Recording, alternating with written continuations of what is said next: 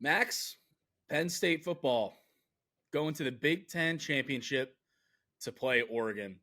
Who'd have thought? Who'd have thought? This is the Blue White Breakdown presented by PennLive. Johnny McGonigal with Max Ralph, recording this on Sunday morning, December 1st, the start of the new month. Max, the start of the new month of last month of November, Penn State lost to Ohio State. Yeah. They closed November, taking Ohio State's spot in the Big Ten championship game. Crazy how things can change in just a matter of weeks, but that's the reality of the situation. Penn State is playing Oregon for the Big Ten championship on Saturday, Lucas Oil Stadium, 8 p.m. in Indianapolis on CBS. James Franklin has a chance to secure his second Big Ten title. First time Penn State's back since 2016, and they're facing a new member of the expanded Big Ten in the first year of the 12-team playoff. A lot of implications for the Nittany Lions in that respect going into this game, Max. But first thing for you, man, how would you describe yesterday? Because it was a wild day, not only in the Beaver Stadium press box, not only in Happy Valley, but in Columbus and across college football. Yeah, Johnny, wild is a good way to put it. Honestly, like kind of unbelievable. I was curating our newsletter just before we hopped on here for the morning, and that's literally what I said. I was like, this is unbelievable. I don't know what it is. I've tried to articulate it in the newsletter, over Twitter, like just whatever, for whatever reason, it never felt like this team had a chance to go to the Big Ten title game. You know, like Oregon finished the year undefeated after they got past that hurdle of Wisconsin. It was pretty clear that, I mean, they did clinch it then, but like even through then, like it just felt like Oregon was gonna be in the title game all along. And after Ohio State beat Penn State with their $20 million NIL roster, like it really just felt like the Buckeyes were a shoe-in themselves, especially after throttling Indiana. Like it just never seemed like Penn State was in this race. And I think part of it too is that, you know, Penn State didn't have to play Michigan this year. Ohio State was the only like good, really good team they had to play. Illinois is a good team, Minnesota's a good team, USC is a good team, whatever. We've had those conversations. Ohio State is the only elite team Penn State had to play this year. I just think for all those reasons, like we kind of just, I personally feel like we were kind of just going through the motions of this year. Like, oh yeah, Penn State's going to finish 11-1, you know, have one or two decent wins, make the playoff. Everything's all sunshine and rainbows. But here we are. You watch Michigan just rip Ryan Day's brains out of his skull again because the guy clearly That's an image. That is an image. It is an image. I apologize. But I say that because like Ohio State spent so much of that game trying to run the ball and be physical again when, you know, Michigan didn't have Will Johnson. Like, throw the freaking football to your 3 first-round wide receivers. Like, what are you doing? And, like, yeah, until Michigan kicked that field goal, it wasn't real that Penn State could go to the Big Ten championship game, and now here we are. Of course, there was also the Nick Singleton fumble on the very first play from scrimmage for Penn State that kind of was a little funny right after everything happened there. But I don't know. Unbelievable day. That's where I leave it. Like, I'm still kind of in shock. I'm excited. You know, I'm definitely excited. It should be a fun one with Oregon. Lucas Oil Stadium is a pretty cool place. I'm just still in shock. I don't know if you agree, Johnny. No, I am too. I mean, you know, after the game, you know, once we're done in the press box, you know, I'm coming back to Philly, but en route, I hopped in the car with our Bob Flounders and a couple of other writers in the Harrisburg area. I drove up there, stopped there, and hopped in the car with them on the way up on Saturday.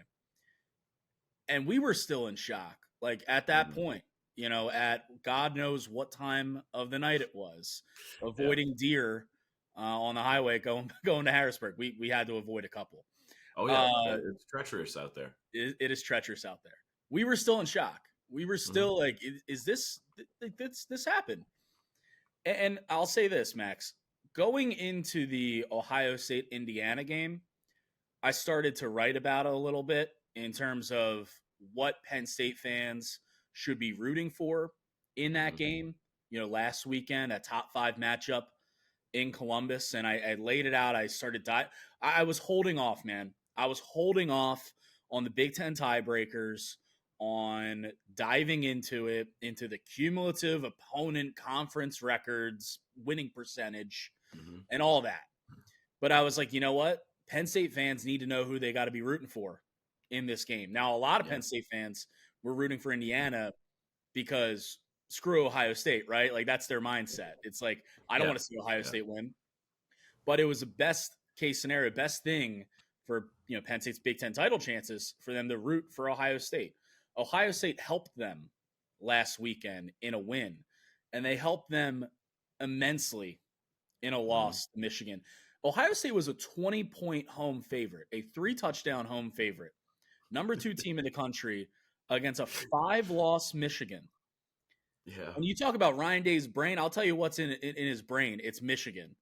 They Yeah. own so much real estate in that man's head. This is a side note. I don't know how Ohio State moves forward with Ryan Day as a coach. I don't know how they have a coach, no matter how well he will position them to compete nationally. Mhm. I don't know how they have a coach that has a Michigan problem, because Yeah. that's something that does not go over well at all in Columbus. I But was gonna say let me just jump in very quickly as somebody who lived in Columbus for 3 years and like has lived in Ohio for the past 18 years. It's not happening. Like obviously we don't have ties to the Ohio State administration or anything. We're not yeah, actually predicting that Ryan Day gets canned, but like I don't see how it doesn't happen because it literally doesn't matter who they throw out there as head coach. Ohio State is going to be in the playoff or contending for the playoff every single year. All that those fans want is beating Michigan every year. It genuinely matters more than winning a national title. Like I was I gonna, promise you. I was going to say, even if Ohio State, because they have the talent to do it, Yeah. we know the number, we know the NIL figure that they spent on that team, we Mm-hmm. know the talent and the number of first round picks, not only that they acquired in the transfer portal, but retained, from last year's NFL draft, convincing guys to come back. Mm-hmm. They have the talent to go on a national title run. Yeah. They could win the national championship, Mm-hmm. but I still think those Ohio State fans will be like, Yeah. I don't know. Yeah. You've lost so many times in a row to Michigan. Anyway, so He'd get another chance if they won the Natty, but like if yeah, they fall short of the Natty, yeah, he's gone.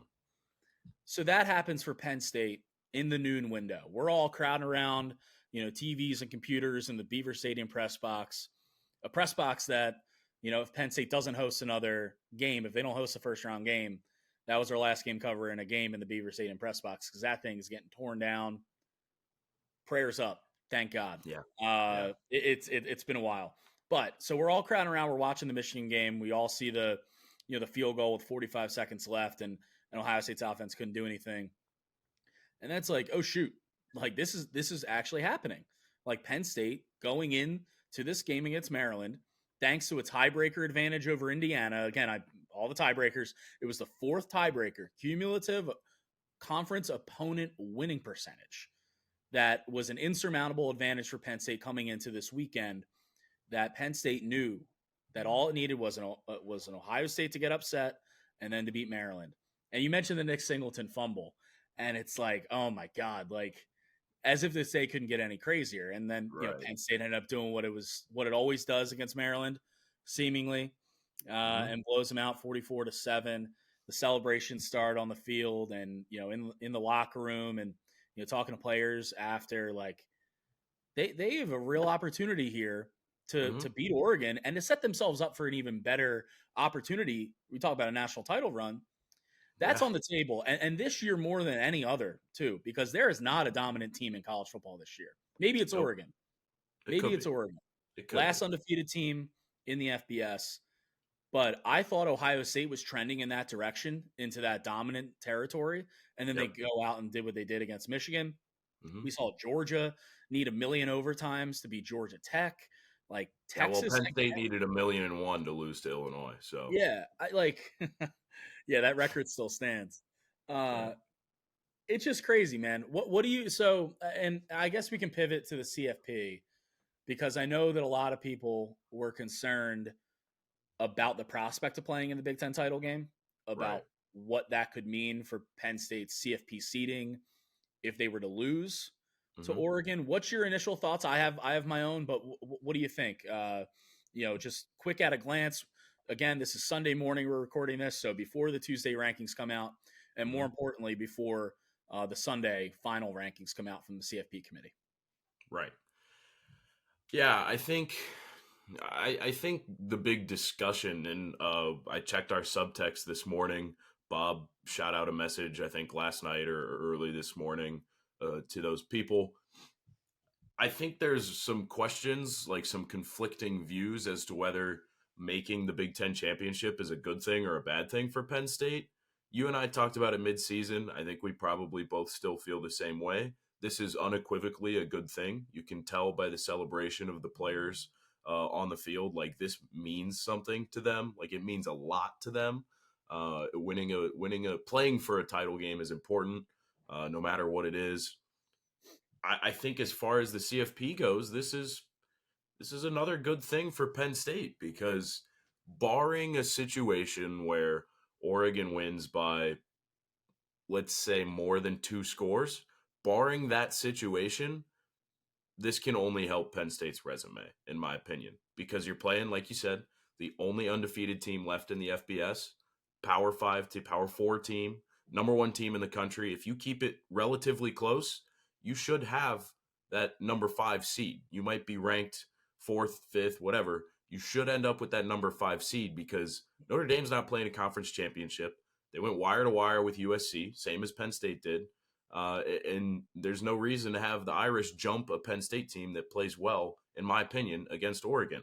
But then on the flip side, if Penn State comes out and, the line was pretty close. What was it, 3.5? Like 3.5. It moved very quickly to 4.5. And I haven't checked this morning. It might be up to 5. I wouldn't be surprised if that closes at like 6 or 7, for what it's worth. Yeah, I'm guessing there's money going toward Oregon. But still, I would say if Penn State pulls off a fairly surprising upset against Oregon, I'm not saying it's impossible, but if they do get that done, you're looking at the number 1 team in the country, and the supposed to be easiest path to the national championship. So I think that for a lot of different reasons, this is a good thing for Penn State. I agree. And I'll start with something that you started with, talking about the players and the celebration, and a Big Ten title meaning something. Because I feel like, and I mentioned the other week about how the talk around the CFP, the new 12-team format, the rankings, that it had become toxic. And a big part of that was the SEC hypothetical BS that we've been hearing and seeing for the last month. A part of that, though, is, Lane Kiffin and a lot of other people, straight up saying the conference championships don't matter. Well, I asked Nick Singleton after the game yesterday that very thing, that, there have been people that have been saying that making your conference championship, for all the risks that come along with that, injury, CFP standing, all that, basically, what do you say to that? And he said, yeah, everyone says that. But he said winning a Big Ten championship and what that would mean for us, for our program, for the community, he said it's an opportunity to go out and show out and go win it. And I think that gets overlooked. And this is not old man yelling at cloud being like, conference championships don't matter. But they do. They do. Like, they should matter. And I saw on Twitter, or X, whatever you want to call it, a lot of, like, the Penn State, some of the Penn State fan base, or people who were in my mentions, a week ago or 2 weeks ago, being like, no, we don't want Penn State to be in the, in the conference championship game. There were some moods change once they ended up getting there. I think it was almost a little bit of a defense mechanism in recent weeks, that Penn State wasn't, like, realistically wasn't going to get there. And it was like, oh no, we don't want to be there anyway. But I think it is a good thing to play for your conference championship, but also with respect to where Penn State is seated, we don't know how the committee is going to handle a conference championship loser in the 12-team playoff. We haven't seen it yet. This is the first year. So there hasn't been any indication what they're going to do. So this is just speculation on our part. But from my vantage point, if Penn State keeps it close or relatively respectable, why would they not be the 5 or 6 seed? Mm-hmm. That's where they were going into Saturday. They were in the 6 seed. And then Ohio State loses and like boom, like they're in the Big Ten championship game. It's not like they did anything wrong. Right. Penn State did nothing wrong to get to the Big Ten championship game. Right. Now, how like, if the committee sees that and sees that differently, and maybe Penn State loses by 20, or maybe something happens like that, and they get knocked out of the 5 or 6, and they go to 7 or 8. But I think another concern was, Penn State's not going to get a home playoff game. I think the way that the rest of the season has worked out, the 3-loss SEC teams, Alabama, Ole Miss, South Carolina in the mix, it looks like the ACC is not going to be a 2-bid league. Yep. With Miami losing at Syracuse, I think everything kind of worked out to a point where Penn State is still getting a home playoff game. I would be stunned. If Penn State moves from the number 3 team in the country, which is where they're going to be on Tuesday night, to being the 9 seed or the 10 seed in the playoff. Mm-hmm. I just don't see that happening whatsoever. So I still think a first-round playoff game at home is in the back pocket. And I think it's a very real possibility that they're the 5 seed, or if Texas loses as well, that they're the 6 seed. And they're in the same spot they were before the Big Ten title game. But you know what they had in the Big Ten title game? If they lose, they had a shot to go get that number 1 overall seed. They had a shot to go get that bye. They had a shot to go win the Big Ten championship game. So any Penn State fans that are still worried or concerned about what this might be for this team if they were to lose, I think you should put your mind at ease a little bit and enjoy the next week, enjoy next Saturday, enjoy the Big Ten championship game, because this is something that we didn't think that Penn State was going to get to after that loss to Ohio State, and they did. So it's an added bonus. It's a cherry on top. It's been a fun season. They're going to keep going into the playoff regardless of what happens in Indy. Yeah. A lot of thoughts to follow that up, but I think you said it well, Johnny. Like, this game matters. It has to. Conference championships mean something to players. You don't work all off season to not make your conference championship game. And like, to reiterate a point I know we made mid-season, like, a lot of these kids like know the other guys they're playing on the sideline. They all get recruited mostly from the same regions. Like, there's a lot of meaning to this beyond just the football part. It's important, needs to matter.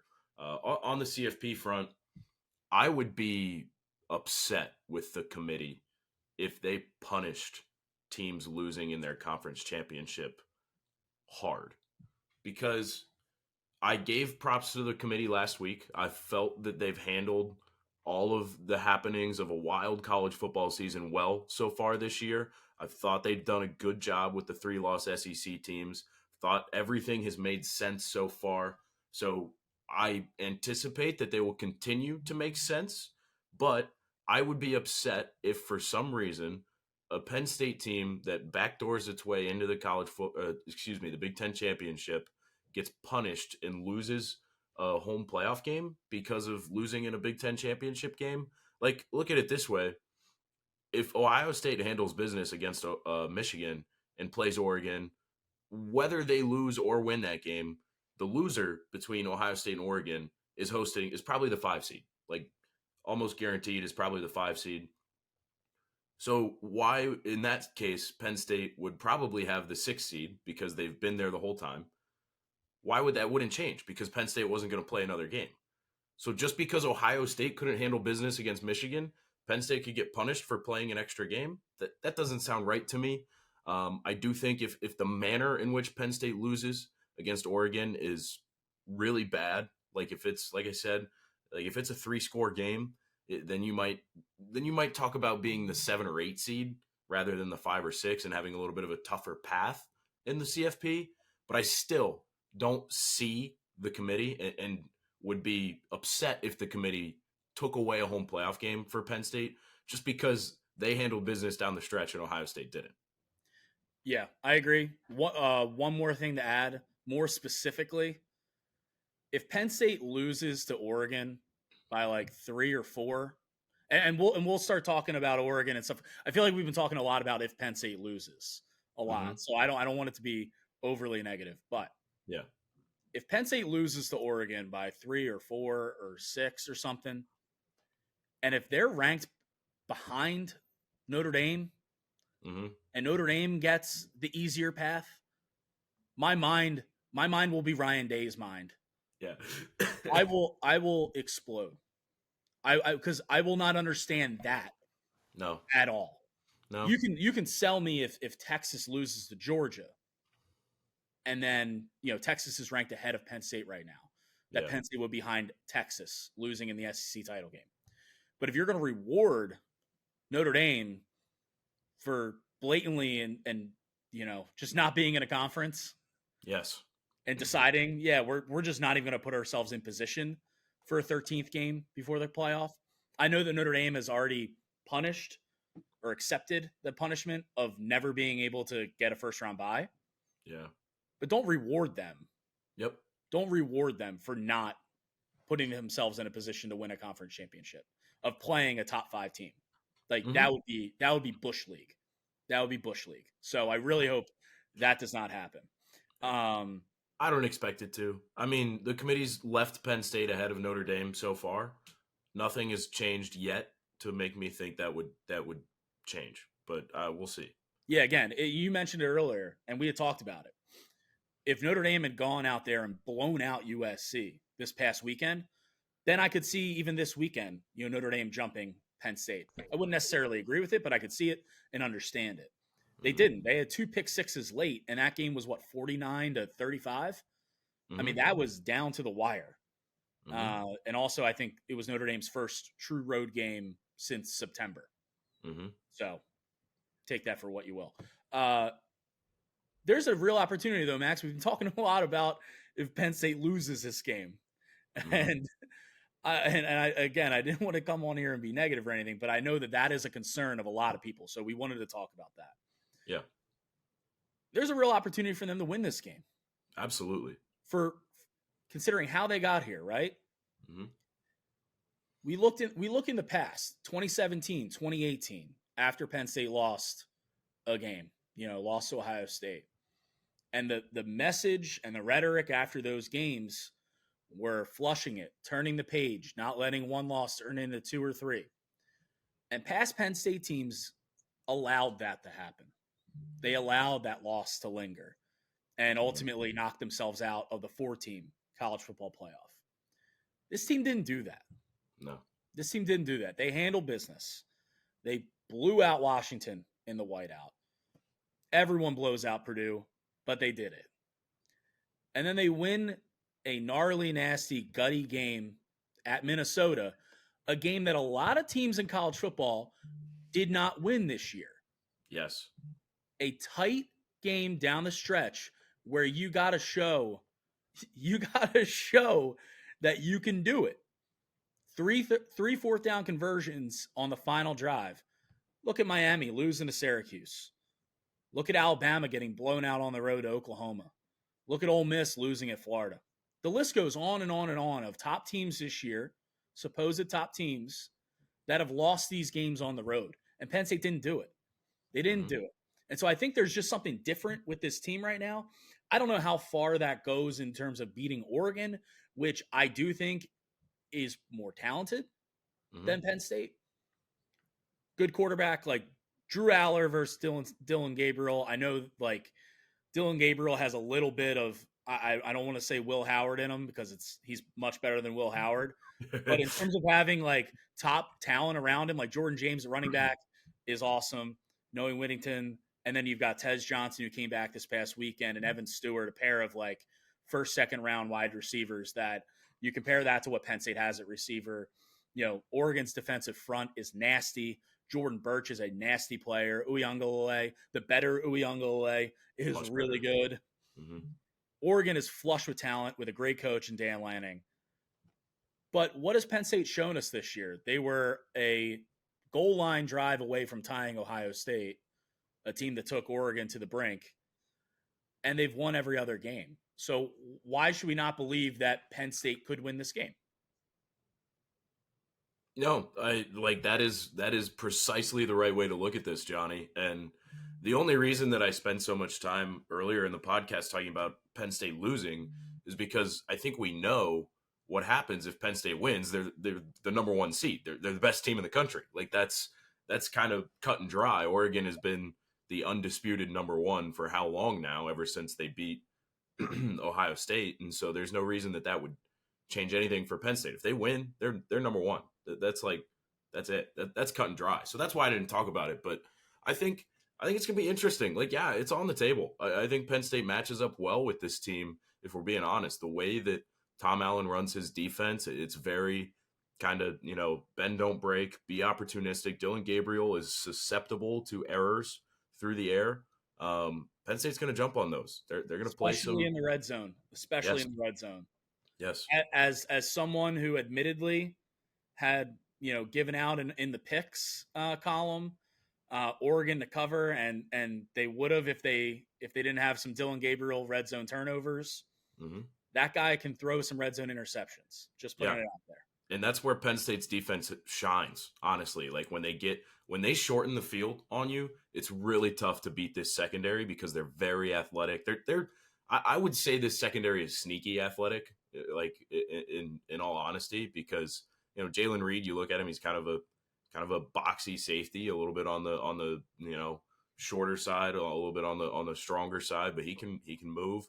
Zachy Wheatley's a little thin, but he's physical. Same with AJ Harris and Kimber. Kimber's a pretty prototypical corner, I would say. But I think this is a good secondary. I would worry a little bit about Penn State's ability to stop Oregon's run game. Obviously they struggled against USC, struggled against Ohio State. Just lost Alonzo Ford up the middle for long term, which we assume means the rest of the season. It's gonna be tough. It definitely will be. Defense will be tested. Offense absolutely will be tested. But this offensive line has done a good job of protecting Drew Aller all year, like a really good job. They continue. Phil Trotwine continues to do a nice job with that group, and I don't see any reason that would change. It's going to be tough. Oregon is favored for a reason. They have first round talent all over the place, like you said, similar to Ohio State. There's a reason why that game was way down to the wire. But Penn State was in it with Ohio State. And I think on a neutral field where Penn State fans are going to travel because they always do, I think this is going to be an interesting one. And, Bob and I are going to dive into the specifics of, our predictions and everything in a podcast later this week. But I'm certainly keeping an eye out because it is a non-zero chance that Penn State wins this and becomes the number one team in the country. Like it is out there. It's out there for the taking. I think of all the teams in the Big Ten, like Penn State might have the best chance to do it. So I'm curious. It's certainly there for the taking, Max. It's there for the taking. Something that, again, we did not expect. No, but it's a good thing. We did not expect. Penn State didn't expect it. Look, No. James Franklin went into his post-game locker room and said, good news, bad news. Bad news is, well, I don't know. I don't think he did the whole good news, bad news thing really all that well. No, but he didn't. what he was getting at, what he was saying to his team is that we were supposed to have an off day tomorrow. Yeah. Because, again, they were not expecting Michigan to beat Ohio State. They were expecting to have an off day on Sunday. Mm-hmm. Ahead of, an eventual college football playoff game in like 3 weeks. Mm-hmm. They didn't have off. As we sit here and record this on Sunday, the Nittany Lions did not have an off day on Sunday. They came into the facility, looking to break down their film against Maryland and then look ahead to Oregon. And I don't think they expected the things to happen that needed to happen. I didn't expect it. You didn't expect it. A lot of people didn't expect it. But here they are.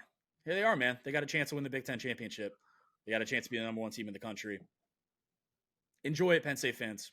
Enjoy it. Those who are going out to Indy, safe travel. Well, we have plenty of time to tell you all safe travels, whether that's out to Indianapolis or from your bedroom or kitchen to your couch, because we'll have plenty of podcasts left this week.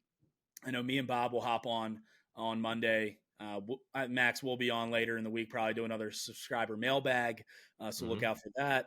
And then you and Bob will be previewing the game in great detail. But it was great to hop on with you here, Max. Much needed. especially after what happened on Saturday. But for Max Ralph, Johnny McGonigal, it's the Blue White Breakdown signing off. And get ready for Indy.